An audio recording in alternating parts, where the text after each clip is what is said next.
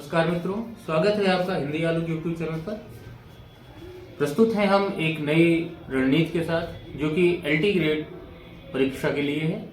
उत्तर प्रदेश लोक सेवा आयोग ने अभी एक विज्ञापन जारी किया था एलटी ग्रेड परीक्षा का, जिसमें बहुत अधिक संख्या में पद हैं और जो मेहनत करने वाले प्रतियोगी हैं निश्चित रूप से इसमें चयनित होंगे, इसमें कोई संदेह नहीं है। अगर पदों की संख्या की बात करें तो पुरुष शाखा में जो है 568 पद हैं और महिला में 119। इसके अतिरिक्त जो दिव्यांग वर्ग है उसके अलग पद हैं। तो यदि हम मोटा मोटा देखें तो लगभग 750-800 के करीब केवल हिंदी में पद है। अभी हमारे पास जो चुनौती है वो प्रारंभिक परीक्षा है, क्योंकि आपको पता होगा कि ये जो परीक्षा होनी है ये 2 चरणों में होनी है, प्रारंभिक और मुख्य। प्रारंभिक में 150 प्रश्न आने हैं। 150 प्रश्नों में हम देख सकते हैं कि 150 प्रश्नों में 30 प्रश्न आपके सामान्य अध्ययन के हैं और 120 प्रश्न जो हैं आपके वो संबंधित विषय के। अब ये जो रणनीति होगी वो सभी विषयों में समान रूप से लागू होगी, सभी विषयों में समान रूप से उपयोगी होगी। लेकिन हम मुख्य रूप से हिंदी को केंद्र में लेकर बात करते हैं क्योंकि हम लोग का विषय हिंदी है। तो अगर हम मोटे तौर पे देखें तो अगर हम परीक्षा की रणनीति की बात करें तो जनरल और ओबीसी के जो कैंडिडेट हैं उन्हें न्यूनतम 40% अंक लाना है मुख्य परीक्षा में बैठने के लिए, मिनिमम। ऐसा कोई गारंटी नहीं है कि 40% लाने के बाद आप मुख्य परीक्षा देंगे, लेकिन आप अरे हो जाएंगे। उसके बाद 40% जितने लोग पाएंगे उसकी ऊपर से मेरिट बनेगी और जितने पद हैं उसका 15 गुना ऊपर से कॉल किया जाएगा। इसलिए कोशिश ये रहनी चाहिए एक तो 40% से कम ना रहे और उससे अधिक ही रहे, काफी अधिक रहे, जिससे आप 15 गुना में आ जाए, पहली चीज।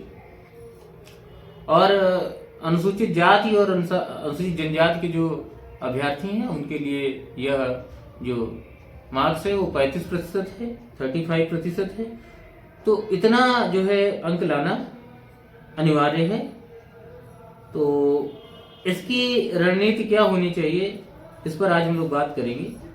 तो सबसे पहले हम ये देखेंगे कि इसमें ये जो प्रारंभिक परीक्षा है, क्योंकि प्रारंभिक परीक्षा महत्वपूर्ण है, अगर इसको हम क्लियर नहीं करेंगे तो मुख्य में पहुंचेंगे ही नहीं। महत्वपूर्ण तो मुख्य ही है क्योंकि मुख्य से ही आपका चयन होना है, लेकिन जब तक आप मुख्य में पहुंचेंगे नहीं तो मुख्य की बात क्या करें। तो प्रारंभिक परीक्षा की रणनीति क्या होनी चाहिए। तो सबसे पहले हम देखते हैं कि 30 प्रश्न सामान्य अध्ययन के हैं और 120 प्रश्न आपके विषय हैं। मेरा मानना यह है कि चूंकि मुख्य परीक्षा में केवल संबंधित विषय ही आना है, जीएस का कोई रोल नहीं है, सामान्य अध्ययन का कोई रोल नहीं है। यहाँ पर जो 30 प्रश्न जीएस के हैं, तो मेरा मानना यह है कि चूंकि ये क्वालिफाइंग परीक्षा है, स्क्रीनिंग टाइप की है, केवल आपकी छटनी करने के लिए है प्रारंभिक परीक्षा, तो आपकी रणनीति होनी चाहिए। मेरा जो अनुभव रहा है, मैं यही आपको सलाह दूंगा कि आप जितना ज्यादा हो सके आप अपने विषय पर मेहनत कीजिए, क्योंकि विषय के 120 प्रश्न है। अगर आपने बेहतरीन तैयारी कर ली तो 90 से 100 के बीच आप सही कर सकते हैं। हालांकि 1/3 निगेटिव मार्किंग है, लेकिन यदि आपको प्रश्न आ रहा है तो निगेटिव मार्किंग से आपको कोई समस्या नहीं होगी। रही बात जनरल है, जो सामान्य अध्ययन है, वो 30 प्रश्न का है, स्क्रीनिंग है, उससे बहुत फर्क नहीं पड़ता। तो आप जो थोड़ा बहुत पढ़ सके पढ़ लीजिए, लेकिन अधिक मेहनत आप सब्जेक्ट में ही कीजिए, ताकि कम से कम 90 प्रश्न आपके सब्जेक्ट में ठीक हो जाए। और प्रयास कीजिए, क्योंकि निगेटिव मार्किंग है तो कम से कम आपके प्रश्न गलत हों, क्योंकि अगर आप प्रश्न गलत करते हैं तो सही प्रश्न को भी माइनस करता है। तो आप ये प्रयास करिए कि सबसे पहले तो हमें प्रश्न गलत नहीं करना, जो कंफर्म है वही करना है। और अगर आपको तुक्का लगाना भी है तो आप उस प्रश्न के साथ तुक्का रिस्क लीजिए, तुक्का लगाइए जिसमें आपको 50-50 उम्मीद हो कि हाँ इसका 2 ऑप्शन तुम्हें क्लियर है, नहीं होगा। अब इन दोनों विकल्पों में हमें डाउट है तो वहां पर हम रिस्क ले सकते हैं। इससे ज्यादा हम रिस्क वहां नहीं लेंगे, क्योंकि अगर हम ज्यादा रिस्क लेने लगेंगे, बिल्कुल हमें रैंडम अगर टिक करने लगेंगे, तब तो हम बाहर हो जाएंगे प्रतियोगिता से। रही बात जीएस की, तो जीएस में 30 प्रश्न हैं और आपका प्रयास होना चाहिए कि जीएस में बहुत ज़्यादा मेहनत करने का समय तो नहीं रहा, जिसने पहले पढ़ लिया है। बहुत ज़्यादा आप देख सकते हैं तो करंट अफेयर्स देख लीजिए, क्योंकि करंट अफेयर्स का प्रश्न ऐसा होता है कि मिल जाते हैं 4-5 प्रश्न तो करंट अफेयर्स के होंगे, 6 प्रश्न तक होंगे, तो 30 में 5-6 प्रश्न करंट अफेयर्स के होंगे। आप करंट अफेयर्स देख सकते हैं। उसके अलावा आप केवल सब्जेक्ट में फोकस करिए। जीएस में अगर आप 10-12 प्रश्न भी सही कर लेते हैं, 30 में से 8 भी सही कर लेते हैं, अगर आप सब्जेक्ट में 80 प्लस कर देते हैं तो आराम से आपको मेंस मिल जाएगा, उसमें कोई समस्या की बात है ही नहीं। और अगर आप इसके उलट अगर जीएस में लग गए और सब्जेक्ट आपने खराब कर लिया तो जीएस का तो कोई भरोसा नहीं है, क्योंकि आप सब्जेक्ट पढ़ते चले आ रहे हैं प्रारंभ से, तो सब्जेक्ट में आपकी कमांड भी है। जीएस में कुछ कहा नहीं जा सकता। आपने तैयारी भी की, हो सकता है आपके 30 में 22-24 तक सही हो जाए, और हो सकता है आपने बहुत पढ़ा है लेकिन 10-12 सही हो।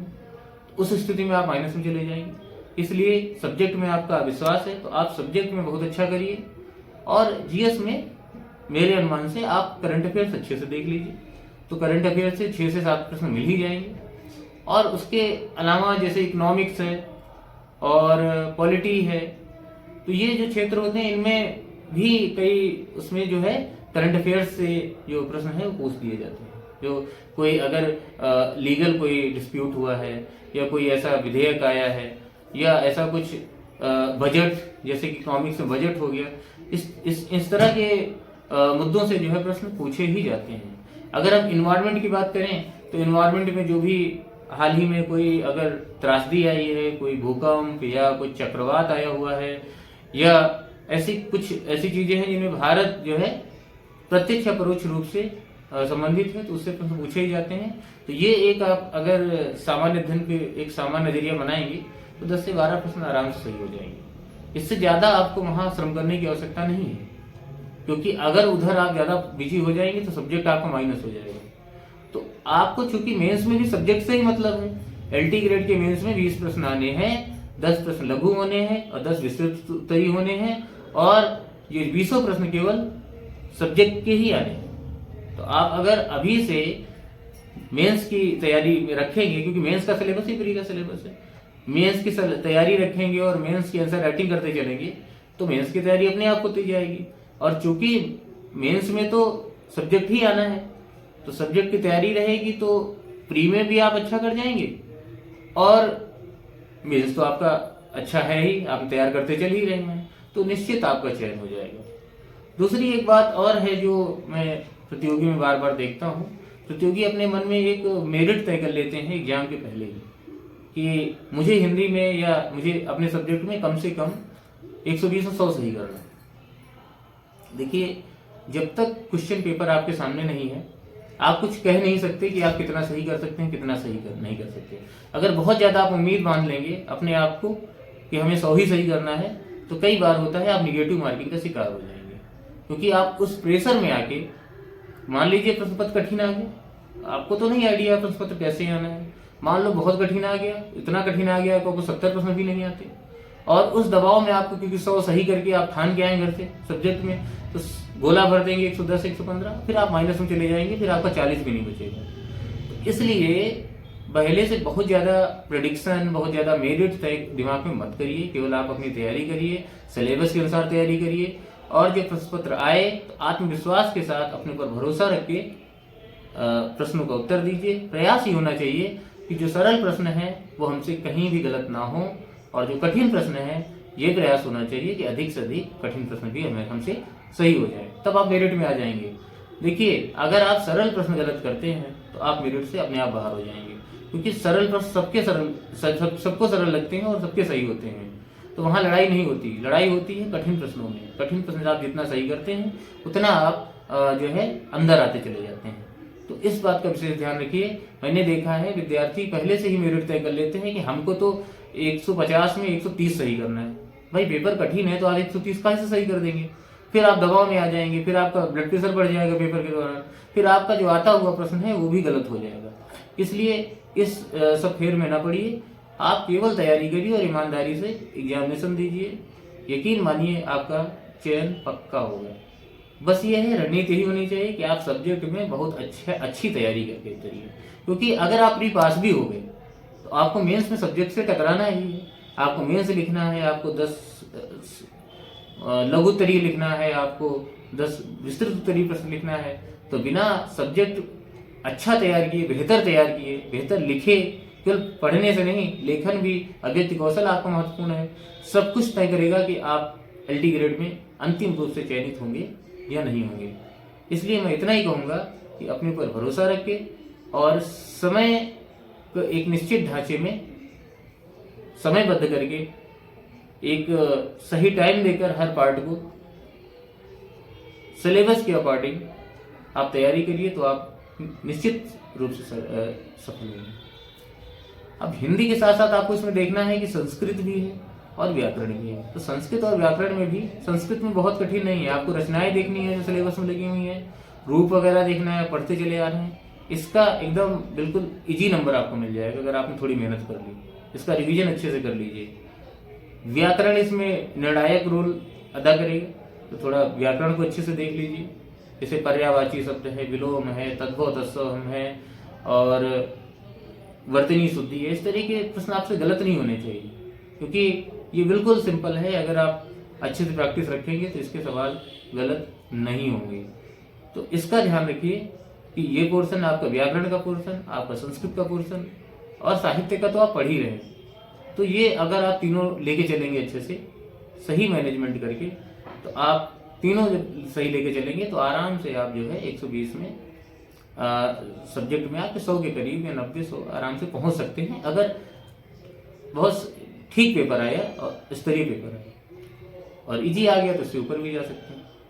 तो मेरा यही कहना है कि आप लोग सब्जेक्ट में बहुत अच्छा, बहुत एक रणनीति के साथ आप तैयारी करिए और समय दीजिए।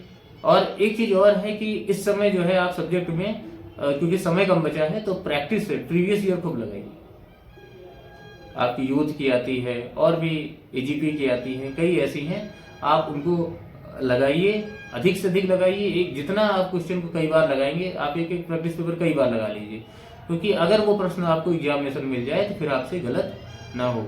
और बहुत बार ये होता है, कई प्रश्न आपके प्रैक्टिस किए हुए एग्जाम में आ जाते हैं, तो इसका बहुत ही फायदा मिलता है। तो आज के लिए बस इतना ही। अगर आप इन बातों का ध्यान रखेंगे, इस पर हम और भी वीडियो बनाएंगे। अगर आपके कोई प्रश्न होंगे तो आप कमेंट कीजिएगा, उसका उत्तर दिया जाएगा। अगर आपकी कोई समस्या है तो उसका समाधान किया जाएगा। तब तक के लिए मैं doctor Alok Kumar Tiwari, assistant professor Hindi, आप सबसे विदा चाहता हूँ। जय हिंद, जय भारत, जय हिंद।